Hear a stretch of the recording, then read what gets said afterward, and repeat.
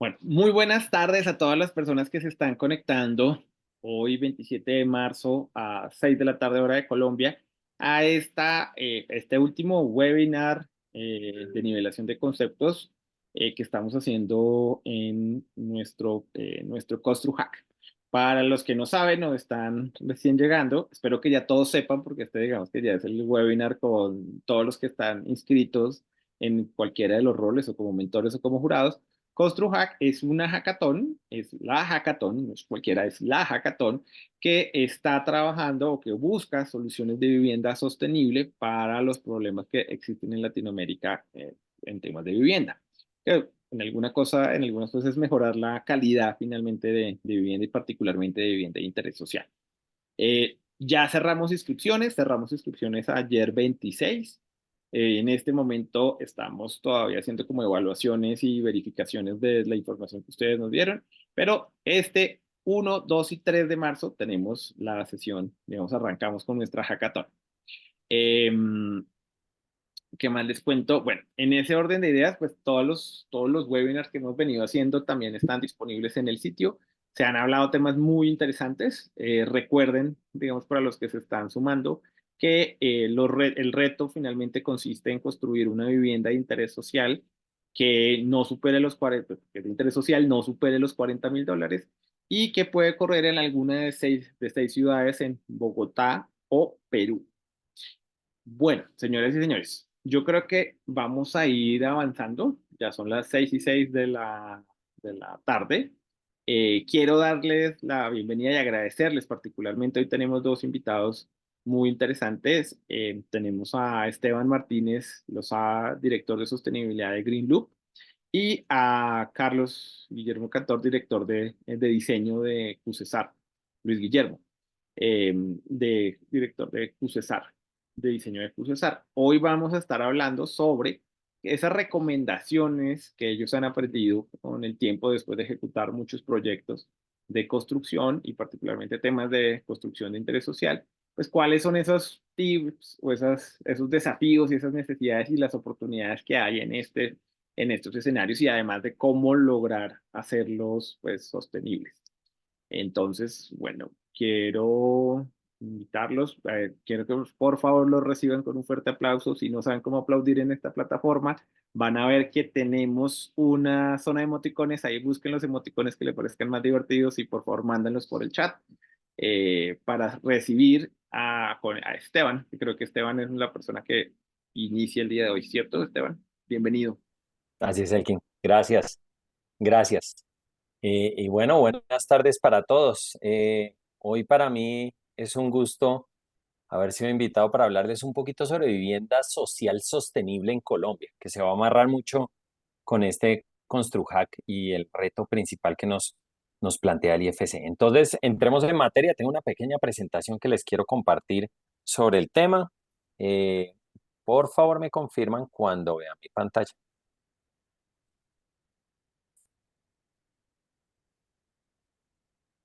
Listo, ya la vemos. Listo, entonces, hoy vamos a hablar específicamente de esto, vamos a hablar un poquito de la vivienda social en Colombia, porque yo sé que eh, seguramente, y me confirma el que nos acompaña gente de otros países o no. Pero bueno, entonces, ¿qué es lo que vamos a hablar un poquito? Darles el contexto general. Entonces, vamos a hablar un poquito de la definición, cómo se concibe la vivienda de interés social en Colombia. ¿Listo? Entonces vamos a hablar en dónde estamos, cómo se define, qué tipo de subsidios hay y un poquito para que entiendan en contextos generales sin entrar muy en detalle en qué consiste este tema. Entonces, lo primero, la definición. ¿En qué consiste la definición? Aquí en Colombia la vivienda social se puede clasificar en dos grandes categorías. Lo llamamos en vivienda de interés social, que la llamamos BIS por su acrónimo, y vivienda de interés prioritario o VIP. La diferencia principal entre estas radica es básicamente en el costo. Entonces, lo que hace el gobierno es que coloca unos topes máximos de lo que puede costar la vivienda en términos comerciales. ¿Y esto con qué fin se hace? Pues para que la gente pueda acceder a estas viviendas a un costo razonable. Entonces, la vivienda de interés prioritario, el gobierno fija su tope máximo en 90 salarios mínimos mensuales legales vigentes. Hoy por hoy el salario mínimo mensual legal vigente es de 1.300.000, entonces si hacen la multiplicación 1.300.000 por 90, significa que esa vivienda de interés prioritario tiene un tope máximo de 117 millones de pesos, lo máximo que nos puede costar. Por otro lado, tenemos la BIS, la vivienda de interés social, que tiene dos topes, 135 y 150 salarios mínimos mensuales legales vigentes. Es decir, hay dos topes, uno es 175.500.000 pesos y otro es 195 millones de pesos. ¿Dónde radica la diferencia? Radica principalmente en dónde se construye dicha vivienda. Entonces, en las ciudades principales del país, lo elevan el tope a 150, principalmente pues por los fenómenos comerciales que se dan en estas ciudades en donde el costo metro cuadrado es mayor. Entonces, de esa manera se da un poquito más de flexibilidad para poder tener más proyectos dentro de ese rango, entendiendo que la tierra es más costosa y que el constructor pueda edificar bajo estos topes. Y fuera de estas grandes ciudades se deja el tope en 135. Ahorita, hoy por hoy, les dejo ahí una cuñita, hay un estudio que está en Ministerio de Vivienda en donde se va a elevar esos topes. Sí, es una vivienda de interés social sostenible. Sin embargo, eso todavía no está aprobado, está todavía en estudio y seguramente pues, nos va a elevar un poquito el tope para que la gente pueda acceder a vivienda social sostenible, pero pues eso se los dejo más como un dato anecdótico y no lo coloco acá porque hoy por hoy no está en firme la cosa. ¿Cómo se puede caracterizar una vivienda de interés social en la ciudad de Bogotá, que es donde ustedes van a estar trabajando? Bueno, aquí les presento un modelo que representa muy bien lo que es el estado del arte en términos de vivienda de interés social y no vivienda de interés prioritario en la ciudad de Bogotá. Eh, Estamos hablando de viviendas de aproximadamente 45 metros cuadrados. Se constituye de dos habitaciones. Vemos dos tipos de sistemas constructivos. Normalmente uno es en mampostería estructural y el otro es el famoso sistema industrializado, en donde todo se funde en concreto.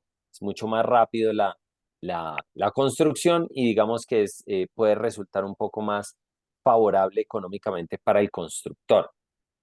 Entre otras características importantes es que debido a que Bogotá está localizado a 4 grados latitud norte, estamos muy cerca al Ecuador, y estamos a 2.600 metros por encima del nivel del mar, significa que tenemos un clima frío templado todo el año, sin estaciones y bastante estable, con una alta nubosidad todo el año y eh, dos temporadas claramente marcadas de lluvias, aunque últimamente con el tema del niño y la niña ya no son tan claramente marcados, pero digamos que desde el ámbito histórico sí hay dos claramente marcadas en los meses de abril y septiembre.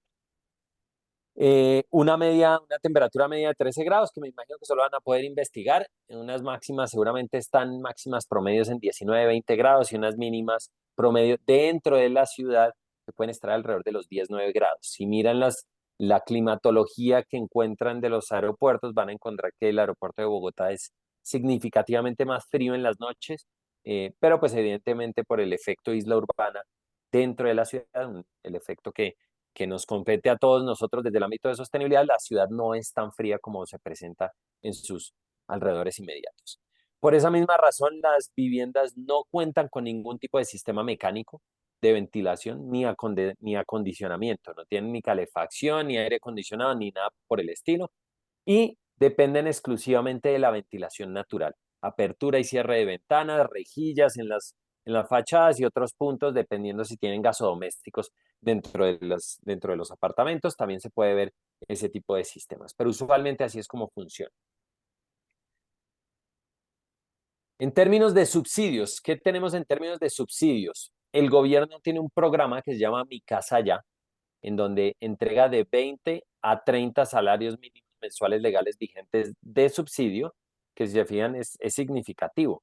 Si hablamos de 135 salarios mínimos o 150, pues es un subsidio interesante. ¿De qué depende? Depende de la capacidad adquisitiva de la familia que se postula. Aquí en Colombia tenemos una forma de clasificar eso, le llamamos SISBEN. Dependiendo de su clasificación de SISBEN, acceden a 20 o a 30 salarios mínimos. Y lo mismo, este mismo subsidio les cobija un subsidio a la tasa por 7 años, en donde dicen que le dan 5%, 5 puntos porcentuales completos para VIP y 4 para BIS, lo cual es significativo, es un apoyo económico interesante del gobierno para las familias. Al día de hoy, el gobierno dice que ha entregado más de 4.800 subsidios y su meta es más o menos llegar a alrededor de 5.000 mensual. Por eso es que esta noticia salía a principios de febrero, entonces sí, enero cerraron con 4.800. El programa se llama Mi Casa Ya, si lo quieren investigar un poquito más van a entender un poquito más del tema. Y esto es lo que decía, ¿cierto? Durante la vigencia del 2024, pues que no llevamos nada, llevamos enero y un poquito de febrero, se han entregado 4.980 subsidios, que son 160.077 millones. Y principalmente va dirigido a hogares con unos ingresos totales menores a 4 salarios mínimos mensuales legales vigentes. Ahora, ¿en dónde estamos en términos de vivienda de interés social y vivienda de interés prioritario? Entonces les traigo dos grafiquitas. La primera, todo esto sale del DANE, que es básicamente el instituto en donde están toda esa data y de lo que está pasando en términos nacionales. Entonces lo que nos indicaban era que efectivamente en el cuarto trimestre del 2023, y estos reportes salen de manera trimestral, por eso no les tengo 2024, nos decían que presentaba una disminución del 17.8% de área construida frente al trimestre inmediatamente anterior. Y ahí están el número de unidades, pero pueden ver en la gráfica que del 2020, 2021 y 2022 gozamos de un crecimiento sostenido y a mitad del 2022 empezamos a tener algunos unos tropiezos y algunos decrecimientos en el número de unidades iniciadas. Ahora, en términos de licenciamiento, ¿cierto? Porque una cosa es que arranquen la construcción y otra cosa es que busquen la licencia. En términos de licenciamiento, también se ha visto un decrecimiento importante, una disminución de, si se dan cuenta, del 16.3% frente a octubre del 2022. Y aquí lo ven un poquito las tendencias y por dónde van las cosas. En el total, en BIS y en no BIS. Entonces, si se dan cuenta, BIS es la que más ha sufrido y ha sufrido hasta casi 22.6% en reducción. La realidad es que el mercado de la vivienda en Colombia hoy por hoy está en decrecimiento, está un poquito en constricción, principalmente por temas económicos, tasas altas y alta inflación y otros procesos económicos exógenos que finalmente terminan impactando la capacidad adquisitiva y por ende la, la oferta, ¿cierto? Pues oferta y demanda. Si no hay demanda, pues no hay oferta. Bueno, habiendo dado un poquito el contexto general, ¿dónde está la vivienda social en Colombia? Hablemos principalmente de sus desafíos y zonas climáticas. Y para poder dar eso, tengo que remitirme a la única normativa nacional que tenemos que nos presenta esto. Es la resolución 0549 que salió en el 2015 y empezó a regir en todo el territorio nacional en 2017. Si la quieren buscar, búsquenla así, resolución 0549, y les dejo el tip: busquen anexo 1, porque la resolución como tal, pues es una resolución, un acto jurídico en donde digamos que es un poco de difícil lectura, un poco más difícil de digerir. Entonces, si quieren una lectura un poco más amigable, busquen el anexo 1 de la resolución 0549, que van a ver en más detalle lo que les voy a presentar a continuación. La resolución nos presenta una cosa. Primero nos presenta una simplificación de toda nuestra climatología nacional. Como ustedes saben, Colombia, pues evidentemente está atravesada por la cordillera de los Andes y eso supone que tenemos todas las clasificaciones climatológicas que podemos tener por diferencias de altura, desde océanos pues hasta páramos y nieves perpetuas. Pero en ánimo de simplificar un poco este entendimiento de los climas en el territorio nacional, el IDEAM, que es el Instituto Nacional que estudia el clima, ha definido que para efectos de la resolución 0549 se establecen 4 climatologías, que es la fría, templada, cálida, seca y cálida húmeda. Y lo definieron de esta manera. Tiene unas temperaturas promedios entre 12 y 18 grados para frío, templado entre 18 y 24, cálido seco entre 24, mayor a 24 grados centígrados, pero con una humedad relativa promedio menor a 75, y cálido húmedo, mayor a 24 grados, pero con una temperatura mayor a 75% de humedad relativa. Ven una correlación también en el tipo de altitud, 2000 a 2900 metros, 1000 a 1900 y menor a 1000, y han definido 4 ciudades principales que representan los climas que ellos pretenden exponer. Para el caso del frío, que también es parte y está muy asociado al reto que vamos a ver en el Construjac, está Bogotá, 2.625 metros, que es la clara representación del clima frío. Tenemos Medellín en templado, Cali en cálido seco y Barranquilla en el cálido húmedo. Ellos también hicieron un esfuerzo por definir una línea base específica en consumo de energía. Y en ese caso, si se dan cuenta, nos definieron todos estos usos y sus consumos en kilovatio metro cuadrado año para cada uno de los climas por uso. Específicamente para nosotros nos compete seguramente estos que estamos viendo por acá, vivienda de interés social y vivienda de interés prioritario, que están viendo 44, 48, 53, 50, y se dan cuenta es bastante estable. Y ustedes dirán, pero ¿cómo, Esteban, es estable el consumo de vivienda entre un clima frío y un cálido húmedo en donde necesito aire acondicionado? La respuesta radica principalmente en que es vivienda de interés social y prioritario, en donde no se cuenta con esos sistemas, dependen de ventilación natural y por ende el consumo es relativamente homogéneo. Sí se ve un poquito más de consumo en esos climas, pero pues principalmente asociado a ventiladores en cuyos motores pues evidentemente no son representativos en la torta de consumo y por ende terminan consumiendo igual. Obviamente, en la medida en que sí le meten sistemas de aire acondicionado y la capacidad adquisitiva de esas familias incrementa, pues estos consumos ya no son un reflejo de ese tipo de vivienda. Fíjense que graben ese número, ¿cierto? Estamos entre 44 y 50. Aquí hicimos un ejercicio muy sencillito, entramos a la plataforma que ustedes van a estar usando en el ConstruHack con la EdChap y empezamos a mirar cómo lo planteaba y cuál era el Energy Use Intensity para un edificio que nos planteaba en vivienda, en apartamentos para vivienda subsidiada o vivienda social en este caso. Y fíjense que los consumos son un poco más altos. Eso es importante entenderlo. ¿Y por qué me van a decir? Principalmente porque aquí hay una cosa que hace la EdChap y es muy importante y por eso quería detenerme ahí, es que la EdChap considera lo que llamamos energía virtual. Y esa energía virtual, aquí lo explica muy bien la EdChap, que es la energía que yo requiero para llevar esta edificación a confort. Y fíjense que 41 de estos ciento y pico que sumaba esto corresponde a calefacción. Es decir, la EdChap inmediatamente me está diciendo, oiga, para ese clima usted debería considerar calefacción. Y esto se lo estoy poniendo sobre la mesa porque ya van a empezar a unir cabos y empezar a entender qué requieren para lograr una vivienda social sostenible en un clima frío como Bogotá. Entonces, la EdChap les está diciendo, oiga, hay calefacción, hay un consumo asociado a calefacción.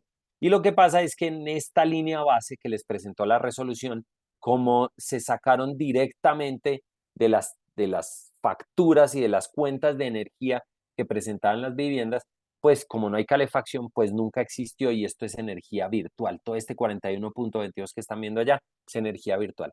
Si yo paso eso a energía virtual, inmediatamente van a ver una correlación. Si esto es un poquito más alto, 55, 64, 67, estamos como en 70 y pico, casi 80%, 80 kilovatio metro cuadrado año. ¿Dónde está la diferencia grande? Ustedes me dirán otra vez. Principalmente es que la línea base de la resolución 0549 también omitió una cosa importante y es el consumo de agua caliente. Entonces, el agua caliente acá no está claramente reflejada y ahí es la otra explicación por la cual la línea base que van a ver en Edge no corresponde a la línea base de resolución 0549.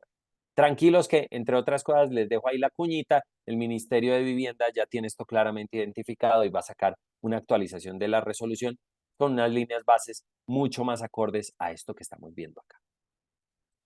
Y lo último que les presento es un estudio que se hizo, que hicimos nosotros sobre la vivienda urbana en clima frío, BIS, en Bogotá. Y esto fue lo que nos arrojó. Nos arrojó que efectivamente el consumo de energía kilovatio metro cuadrado año de estas viviendas está en 89. Y fíjense que corresponde muy bien a esto, un poquito menos. Principalmente está apalancado, ¿por qué? Por el consumo de agua caliente, aquí lo ven. pero lo que estábamos viendo es que la calefacción no era tan grande, realmente es este 3,9%. Sin embargo, ahí debo decir que depende, depende muchísimo y depende sobre todo de la orientación, ¿cierto? Si una vivienda urbana, una vivienda social en Bogotá está mal orientada, puede tener problemas de exceso de frío o exceso de calor. Eh, entonces, ahí les estoy dejando algunos tips de cosas que van a tener que revisar, por supuesto, en su ConstruHack. Para el estudio que hicimos en particular, para esa vivienda en particular, la vivienda no era tan complicada en términos de confort y no era tan fría y por ende no se disparaba tanto, pero nuevamente sí puede estar correlacionado con lo que nos presenta Edge. Y lo que nos arroja ese estudio es esto, y llévense unos números, no importa, no se los tienen que grabar, pero sí nuevamente nos presenta algunos indicios de lo que vemos en la vivienda social en Colombia y específicamente en la ciudad de Bogotá.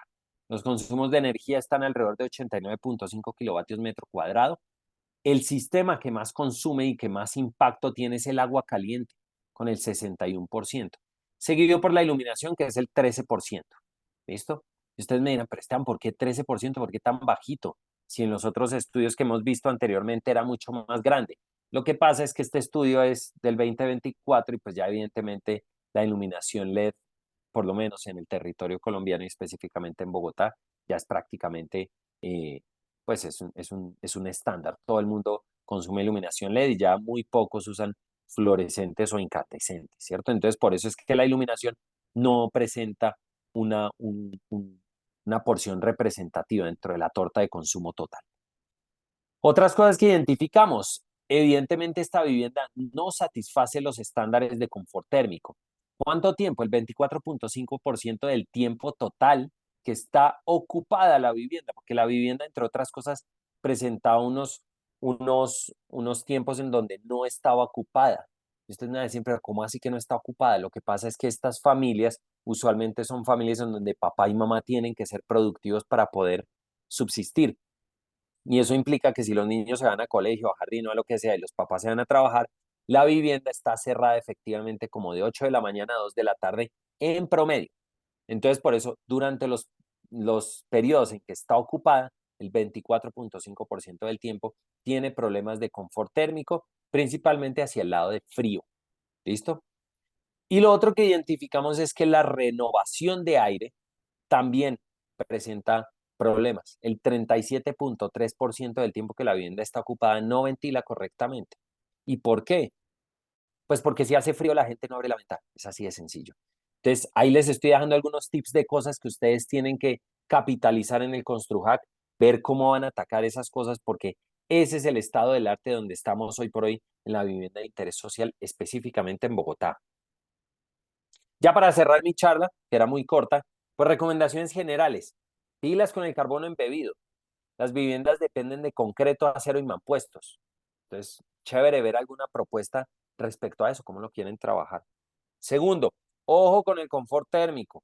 Este es un clima frío en donde presenta estrés térmico. La EDCHAP me lo está advirtiendo, nuestro estudio también lo corrobora, hay estrés térmico. No es tan grande porque evidentemente la vivienda en realidad está una buena parte del tiempo desocupada y por eso no consume tanto calefacción, pero si fuera 24/7 seguramente se subirían esos consumos. Y aterricemos, aunque es una situación tropical, es un clima frío templado, temperaturas medias de 13 grados, entonces ténganlo muy presente. Tercero, pilas con la correcta ventilación. Por frío las viviendas suelen presentar problemas de ventilación, se ven problemas de humedades, de moho y de olores, y eso lo vemos en el día a día. Entonces hay que tener mucho cuidado con eso. Constructoras con temas de postventa por ventilación colocan unos aditamentos que le llaman el perfil anticondensación, que es básicamente una rejilla que colocan en las ventanas para que no les condensen en los vidrios y demás, pero básicamente problemas de ventilación. La gente no abre porque tiene problemas de frío. Y ya para cerrar, esto es lo último y con esto ya me despido, el principal consumidor de energía es el agua caliente, seguido por la iluminación. Obviamente, teniendo en cuenta todos los peros que ya les puse de confort térmico y de ventilación. Entonces, ahí tienen el reto. Eso es lo que define la vivienda social en Colombia y específicamente en Bogotá. Espero que haya sido claro.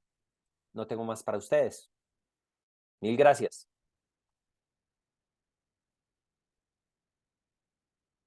Muchas gracias, Esteban. Sí, efectivamente, acá hay algunos que de hecho tenemos personas de Argentina, Ecuador, Colombia, Perú, y ya hicimos también una versión de tips para diseño en Perú. Y esta, digamos, es la que Esteban nos complementa con la de diseño aquí en Colombia. ¿Cómo estamos de tiempo? Vamos divinamente. Bueno, vamos las sesiones de preguntas, vamos hasta el final. Y nos vamos con Luis Guillermo. Luis Guillermo, bienvenido, muchísimas gracias. Esteban, también muchas gracias. Vamos con Luis Guillermo y al final hacemos la sesión de preguntas. Luis Guillermo es nuestro director de diseño de QCSA. Bienvenido, Luis Guillermo. Elkin, muchas gracias. Esteban, muchas gracias por la presentación, muy interesante. Pues saludos a todos los que hoy nos acompañan en este webinar de ConstruHack. Pues muchos éxitos y mucha suerte hoy en esto que se viene en este fin de semana, para que salgan unas propuestas muy interesantes y muy innovadoras. Les voy aquí a presentar mi pantalla. Un segundo.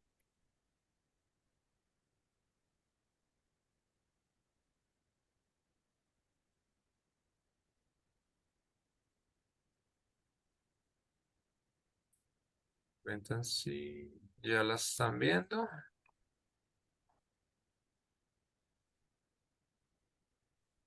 Listo. Ya lo Bueno, estamos viendo. pues nada, muchas gracias por la invitación. Les cuento, mi nombre es Luis Guillermo Cantor, soy arquitecto, llevo 20 años en QCESAR. QCESAR es una constructora en Colombia, porque sé que hay personas conectadas de otros países. En- pues llevamos 68 años en el mercado, es una empresa que busca crear valor para sus clientes, para sus accionistas. Hemos estado participando en diferentes proyectos a nivel Colombia, sobre todo nuestro gran fuerte es en Bogotá. Hemos participado en proyectos de infraestructura, en macroproyectos urbanísticos. Eh, Actualmente estamos con aproximadamente unos 25 proyectos inmobiliarios en venta. Tenemos otros en planeación y 12 de estos proyectos ya se encuentran en alguna fase de certificaciones ambientales. Es importante mencionar que en el 2023, pues, QCSA recibe el reconocimiento de Edge Champion. Estamos comprometidos con certificar por lo menos el 80% de nuestro portafolio de proyectos nuevos, pero hoy digamos que estamos comprometidos con la sostenibilidad y casi que una de las premisas iniciales para cualquier proyecto que arrancamos a diseñar es, eh, vamos a apostarle la certificación Edge. Entonces eso ya es algo que viene dentro del ADN de nosotros como constructora. Pues nosotros hoy siempre estamos estructurando proyectos nuevos. Tenemos un portafolio grande en vivienda de interés social y en vivienda de interés prioritario, como lo mencionaba un poco Esteban ahora en su presentación. Eh, y pues digamos que quiero contarles un poquito hoy. Nosotros le estamos apostando a la sostenibilidad y nos hemos enfocado hoy inicialmente por tener nuestros proyectos certificados con Edge, que es la plataforma que ustedes van a estar ahorita trabajando en el ConstruHack. Entonces me parece súper importante que pues este sistema de certificación, pues, para construcciones, nosotros hoy lo tenemos enfocado en nuestras unidades habitacionales, llámese apartamentos, llámese casas, es donde estamos hoy. Para situarlos un poquito en Bogotá. Mm, Tenemos, con los proyectos que hemos certificado hoy, tenemos presencia, digamos, con un proyecto en Chapinero que es no BIS, pero hoy me voy a concentrar en lo que hemos hecho BIS y VIP. Entonces tenemos un macroproyecto en la localidad de Bosa, para ubicarlos geográficamente. Esto está al suroccidente de la ciudad, colindando con el río Bogotá y el río Tunjuelo. Es un macroproyecto que venimos trabajando hace más de unos 6 años, primero habilitando la tierra, haciendo el plan parcial de habilitación. Hoy nos encontramos en la fase ya de proyecto urbanístico y digamos que aquí vamos a tener todos estos proyectos que le hemos apostado para certificar Edge. Entonces, esta es un render de lo que hoy nos estamos imaginando como ciudad en esta parte del borde suroccidental de Bogotá. Aquí vamos a tener 16.000 viviendas entre vivienda de interés social y vivienda de interés prioritario. Tenemos 13.000 viviendas BIS y 3.000 viviendas VIP. Son 25 proyectos que vamos a tener de uso residencial. En esta urbanización, pues es un macroproyecto de 90 hectáreas, donde 30 hectáreas van a estar destinadas a proyectos. El resto está destinada para conservación ambiental en las zonas de manejo y preservación ambiental del río Bogotá y del río Tunjuelo. Tenemos parques, equipamientos, vías, andenes y demás. De estos proyectos hoy ya tenemos 5 certificados que son la Alegría 1, 2 y 3. Estos 3 proyectos hacen parte del portafolio VIP que tenemos. Está también la Unión 1 y la Unión 2 que son parte del portafolio BIS.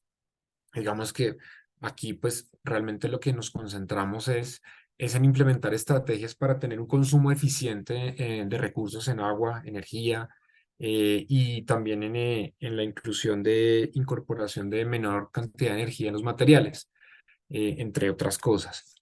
Digamos que puntualmente lo que nos comenzamos a enfocar nosotros cuando iniciamos la concepción de un proyecto y lo que estamos revisando, pues básicamente se parten estas 3 categorías. La primera es el tema de cómo desde la parte de eficiencia energética podemos comenzar a tener un menor impacto del recurso, cómo podemos desde la concepción de nuestros proyectos, desde el diseño, eh, imaginarnos a qué cliente le vamos a llegar, cómo queremos que se desarrolle ese programa arquitectónico, cómo es la mejor orientación, como le decía Esteban, pero también cómo debemos hacer que pues, sea un proyecto eficiente a nivel tanto sostenibilidad también como en la parte económica, que sea un proyecto que funcione, que esté orientado a unas necesidades de un cliente, y pues que contribuyamos desde toda esta parte.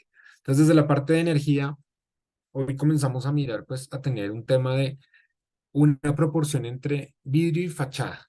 Es decir, pues que el envolvente de nuestros edificios, cómo queremos manejarlo, porque también tiene que ser coherente en el tema de la sensación térmica, la ubicación.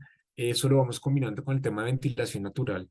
Y uno de nuestros grandes referentes y digamos nuestras premisas desde el diseño arquitectónico que tenemos implícitas hoy en todos nuestros proyectos es siempre buscar la ventilación natural. Entonces, sí o sí, nuestros espacios deben ser ventilados. Tratamos de buscar ventilación cruzada, baños, cocinas, zonas de ropas, alcobas, zonas sociales y demás, pues siempre tienen que buscar ese componente natural, también para que haya la mayor cantidad de entrada de luz directa que evite tener consumo de energía. Pues obviamente ya entradas las horas de la tarde, entradas las horas de la noche, cuando necesitamos todo el tema de iluminación, pues sí o sí hoy la iluminación LED hace parte y dentro de nuestras viviendas de interés social y de interés prioritario, pues eso es un punto sí o sí que tiene y lo entregamos desde el inicio para evitar que a futuro el usuario pueda llegar y colocar un tipo de iluminación que hoy ya es muy, muy difícil conseguir, pero digamos que algunos casos se siguen viendo bombillas ahorradoras o en algunos casos halógenos que pues ya están prohibidos, pero digamos que a veces se ven por ahí. También está el tema de las zonas comunes y las áreas externas de los proyectos. Entonces, sí o sí tenemos que tener iluminaciones LED con controles de iluminación, que donde no haya presencia de personas pues se apague, donde se requiera realmente la iluminación pues exista.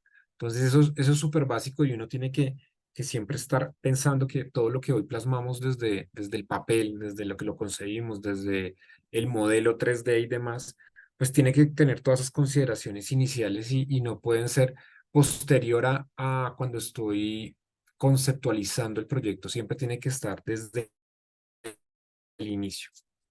La otra de las categorías importantes pues es el tema de agua. Entonces, hoy ya hay reglamentaciones que nos piden generar consumos y eso es súper bueno porque hoy nos están haciendo pensar más allá de lo que hoy estamos haciendo, pues tiene un impacto para la sociedad, un impacto para las nuevas generaciones, un impacto para nuestros hijos, nietos, etcétera, además. Entonces, creo que es importante estar comprometido con esto. Y hoy, pues el agua es uno de los recursos más importantes y Colombia pues tiene un gran privilegio de ser los países más ricos en este recurso.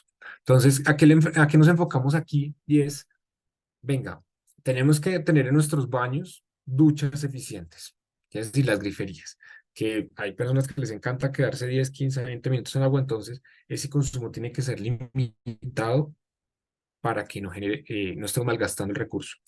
La instalación de griferías en lavamanos, lavaplatos, o sea, para baños, para cocinas. Cada vez somos más exigentes y estamos revisando con todos nuestros proveedores de materiales cómo ellos están generando una innovación, cómo lo están aplicando en todo este tema de materialidad para tener toda esa eficiencia que requerimos y obviamente estar alineados con la certificación. Tema de sanitarios, o sea, el tema de sanitarios, el consumo por cada descarga. Entonces, ¿cómo lograr ir minimizando ese impacto? Tenemos un tema súper importante y es que hoy en nuestros proyectos, en nuestros conjuntos, tenemos tanques de acumulación de agua lluvia. Entonces, la idea es tratar que desde el proyecto haya una permeabilidad del suelo, tratar de no generar una ocupación completa de los proyectos, sino que parte del agua lluvia se infiltre a la tierra y vuelva de nuevo, pero lo otro que tenemos que canalizar a través de las cubiertas de los edificios, las zonas duras de parqueaderos o zonas duras de los edificios comunales, pues podamos generar una retención de agua al interior del conjunto, tratar de hacer la mayor cantidad de reutilización de lo que se pueda y lo que es excedente, irlo descargando a las redes, pero de una manera paulatina, de una manera controlada, no completamente, sino irlo dosificando. Entonces, ese es un tema súper importante en agua. El otro tema es la categoría de materiales, que es pues buscar, digamos, proveedores que tengan también en su base en el tema de sostenibilidad y estén generando una economía circular en el generar todo lo que sale y se produce, que genera desperdicio, y lo puedan volver a incluir dentro de la cadena de producción y así minimizar. Entonces, eh, ¿qué categorías uno busca mucho? Y es el tema pues de placas, cubiertas, sistemas estructurales, hasta lo mencionaba, el tema industrializado, concretos y demás. En el tema de muros internos, acabados de pisos, las fachadas o los muros externos, eh, digamos, todos estos proyectos que nosotros hoy estamos concibiendo desde la Marlen son sistemas industrializados, es decir, muros en concreto hacen parte de la estructura, placas en concreto, pero las fachadas son en ladrillo, que en Colombia, pues esto es una de nuestras grandes bondades, el ladrillo de arcilla. Entonces ese ladrillo tiene que buscar que tenga unos vacíos superiores al 40% para que cumpla. También el tema de ventanería, todo el material que está asociado a esto. Entonces, ahí es súper importante siempre estar trabajando de la mano con proveedores que estén pensando en temas de sostenibilidad. Hoy cada día hay más y más y todo este tiempo le están pensando cómo ir más allá, cómo ser más competitivos. Hace algunos años, cuando nos hablaban de sostenibilidad, pues pensábamos en el tema de costos, que no, que si es sostenible esto va a generar unos impactos. Hoy vemos que es mucho más accesible, mucho más fácil, estamos mucho más conscientes. Entonces, esto me parece súper importante. Este es un resumen de lo que hoy hemos tenido como ahorros en los proyectos en los que UCESAR hoy está certificando. Entonces, en energía son 3.277 megavatios, en agua 82.000 metros cúbicos, en CO2 3.277 megavatios también. Entonces, ¿eso en qué equivale? Pues hemos dejado de hacer un consumo de energía de lo que consumiría normalmente 315 viviendas, 82 millones de litros de agua, hemos retirado 296 carros de tránsito, eso es lo equivalente que hoy vemos. Y como cifras generales desde Camacol, hoy con el tema de certificación EDGE, van más de 13 millones de metros cuadrados certificados en más de 19 regiones, 804 proyectos. Estos son alrededor de 193.000 viviendas que en temas porcentuales es un 73% que está en función de la vivienda de interés social. Entonces hoy vemos que no solo nosotros, sino nuestros colegas que también están en la industria de la construcción, también están muy alineados a que esta certificación pues va en pro de lo que queremos y estamos comprometidos como organizaciones. Entonces, vemos con muy buenos ojos que cada vez hay más Champion, cada vez hay más proyectos certificados, digamos que hay más certificaciones sostenibles, pero vemos hoy que las personas están más enfocadas en esto. En estos días, tal vez terminando el año 2023, comenzando el año 2024, en las encuestas que hacíamos de satisfacción con nuestros clientes y les hacíamos preguntas directas de, venga, ¿ustedes comprarían viviendas que tengan temas de sostenibilidad? Y nos sorprendimos gratamente que más del 54% de nuestros clientes ven esto como un atributo y como un beneficio muy importante.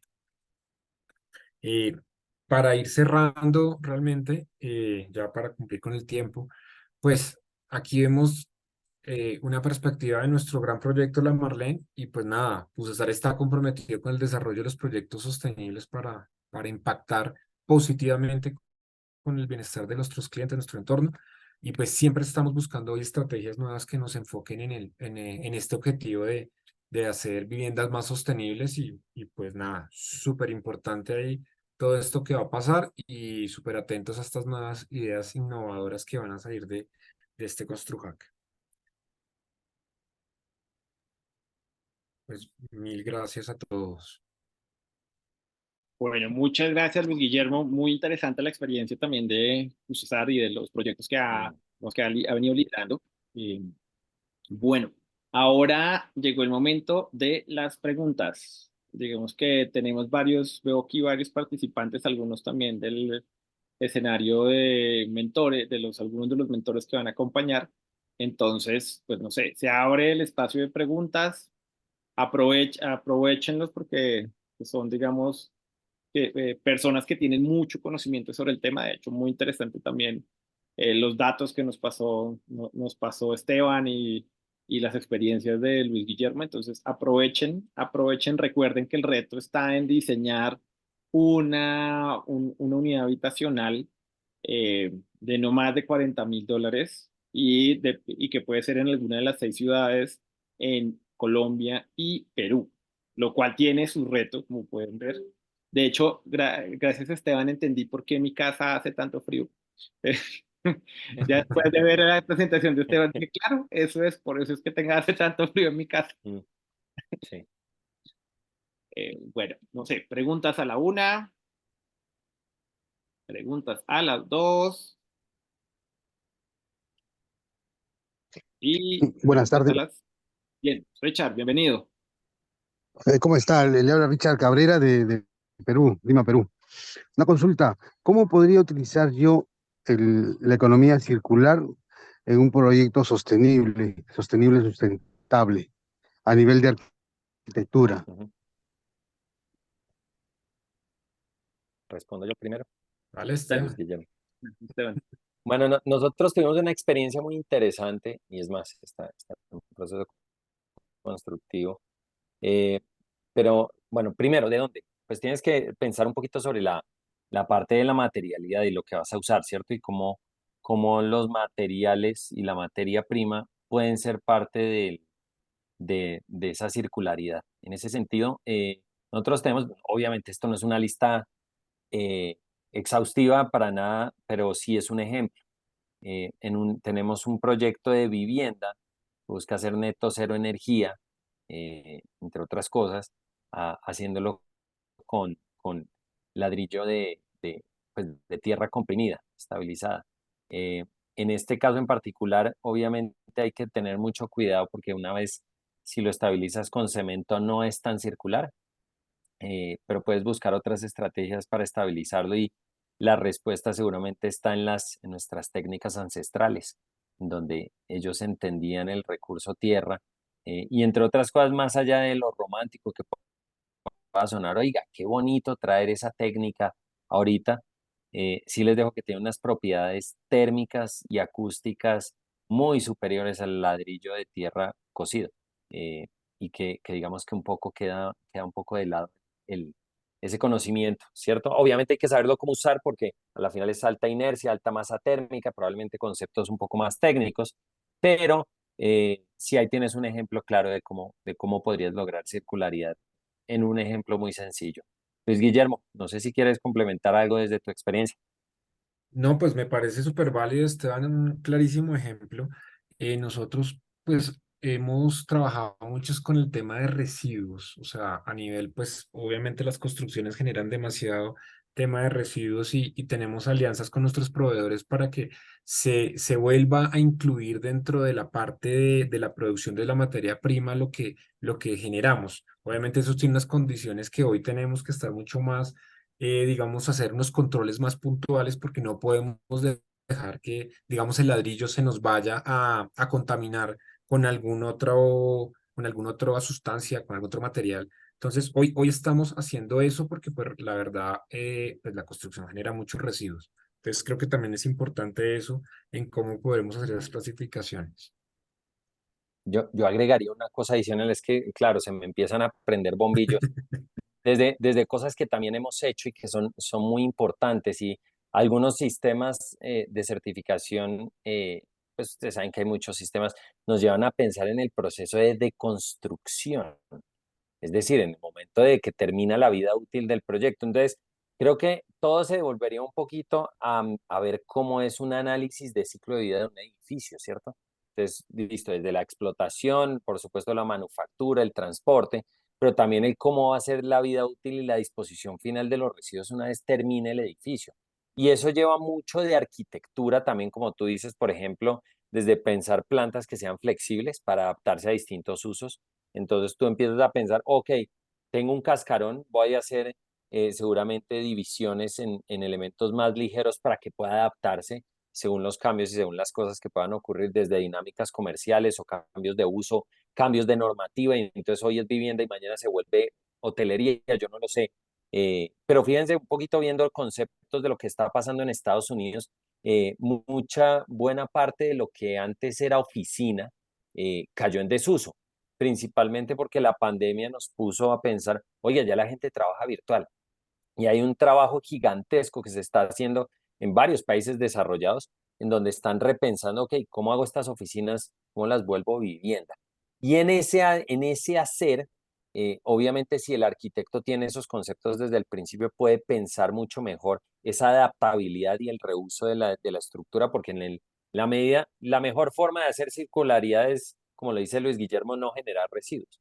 Entonces, si yo puedo inventarme un edificio que se adapte a los distintos usos y a las distintas dinámicas, evidentemente estoy aportando a la circularidad. Entonces, ahí hay otro concepto, el cómo adapto al uso, cómo genero desde la arquitectura y piensen en la deconstrucción, ¿cierto? Que sí, que no sea siempre el pensar en que llega una retro y entonces simplemente va a demoler y genera un montón de residuos que simplemente me toca disponer, sino tal vez, oiga, ¿cómo puedo yo esto sacar este elemento y poderla reusar en otra edificación? Hay distintas estrategias, piénselo, no les voy a dar la tarea, pero revisen, solo les dejo estas dos cositas, véanlo como lo hacen con madera, busquen CLT, esa sigla. Eso es de Cross Laminated Timber o de madera laminada cruzada y entonces hacen un montón de estrategias con madera y piensan en cómo esos elementos se pueden después con pernos soltar y llevar a otro lado. Eso lo pueden hacer en metal y en otras cosas. Solo les dejo esas cositas, pero tips para que después exploren y puedan plantear esas estrategias. Qué pena, me extendí. Tranquilo, tranquilo. Bueno, Es muy amable. Pues, gracias, Richard.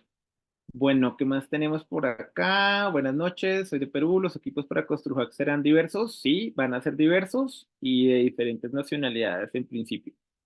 Héctor Molina también nos pregunta, ¿para el concurso nos tenemos que enfocar únicamente en la superestructura?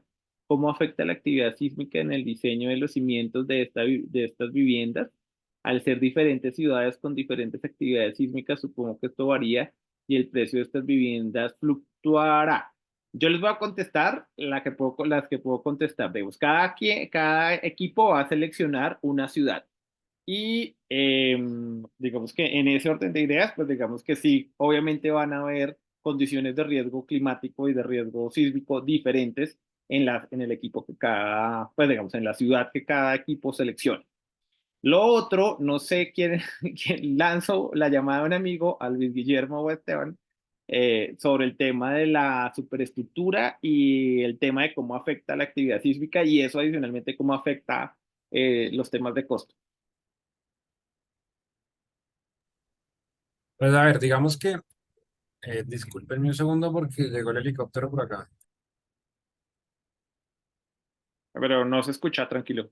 Listo, ahí ya. Perdón, es que estaba poniéndome aquí encima del helicóptero. Pero bueno, digamos que obviamente el tema de las cimentaciones, pues sí tiene un impacto considerable sobre la superestructura, porque digamos que pues, hoy Bogotá es amenaza sísmica intermedia, pero digamos que también depende la cantidad de pisos que uno le quiera poner. Digamos que nosotros hacemos proyectos en 6 pisos, obviamente en unos suelos que son, digamos, buenos, no son los mejores, pero son unos suelos buenos, o siendo simplemente unos mejoramientos de terreno, puedes tener, digamos que, una mejor estructura en su comportamiento. Entonces, en 6 niveles pues no vas a tener una cimentación tan compleja y demás.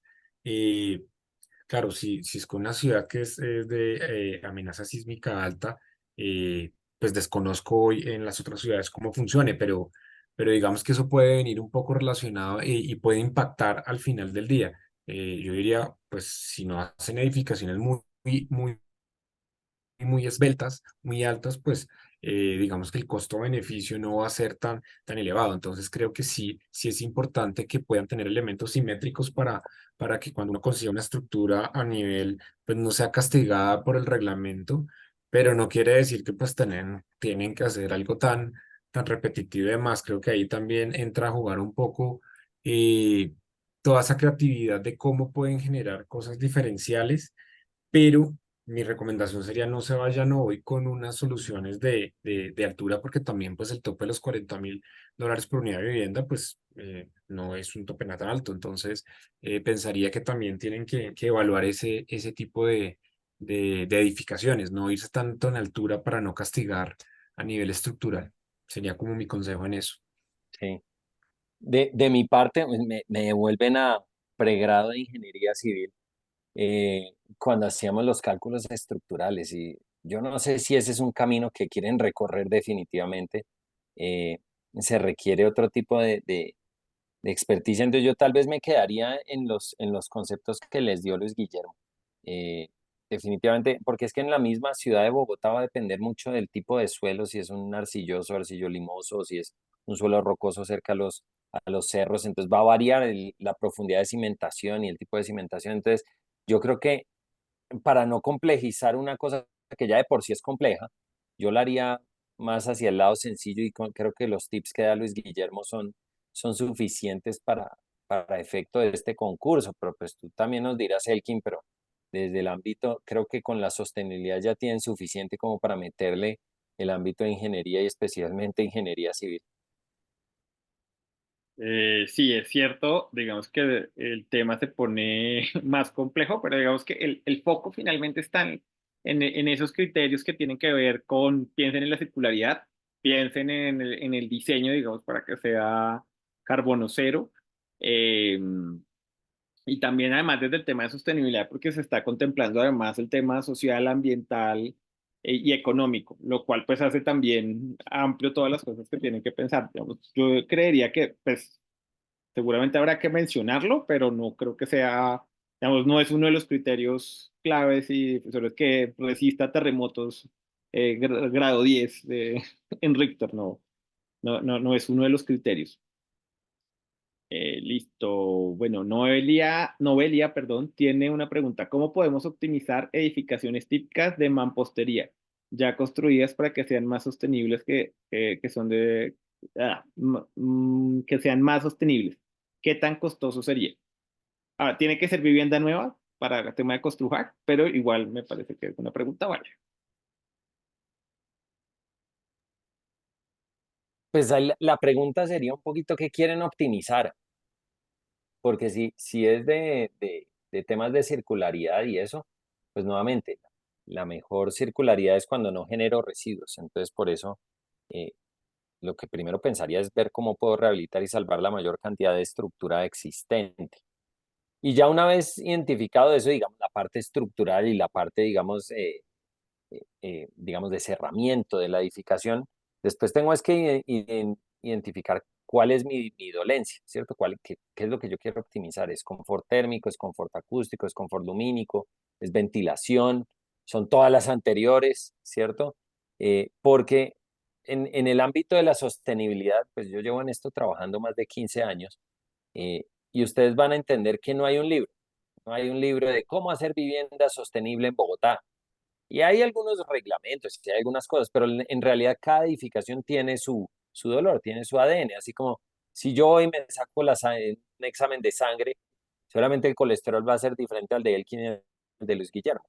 Entonces, cada uno va a tener eh, su dolencia y por ende, pues su respuesta diferente. Entonces, seguramente aquí me quedaría hablando 2 horas de solo una solución posible, pero entonces creo que yo por ahí pararía, depende de qué quieras trabajar. Si es mejorar el confort térmico, pues vamos a hablar es de aislamientos o mejorar la inercia térmica o mejorar la orientación o la captación solar o ventilación, etcétera. Pues, pero habría que identificar qué es lo que quieres trabajar. Pues Guillermo, no sé si tienes alguna idea. No, pues comparto lo que dices, Esteban. Yo creo que si ya existe hoy el cascarón, como lo llamas, pues creo que hay que mirar en qué se quiere uno, digamos que retar. Y pues me voy por el lado de eficiencia energética, me voy por el lado de ahorro de agua, qué es lo que hoy podría hacer, cómo puedo generar ese tipo de eficiencias al interior sin dañar lo que ya existe, porque pues ahí si no estaríamos un poco en contravía de lo que queremos. Entonces, coincido contigo, Esteban, en esas recomendaciones. Bien, muchas gracias. Seguimos entonces. Jonathan Parra, quisiera saber si además de los riesgos existentes al usar técnicas alternativas, debemos usar solo materiales normados en cada país o podemos basarnos en el uso de materiales que ya se usan en otros países. Gracias. Creo que ahí yo tengo una parte de la respuesta y hay que ver, digamos, tengan en cuenta que hay un tema de ser lo más carbono cero posible en el proyecto. Entonces, entre más lejos esté el material, más le van a pegar al tema de carbono. Es como lo que yo les puedo ir contando, pero también, no sé si Luis o Esteban tienen algo más que decir al respecto.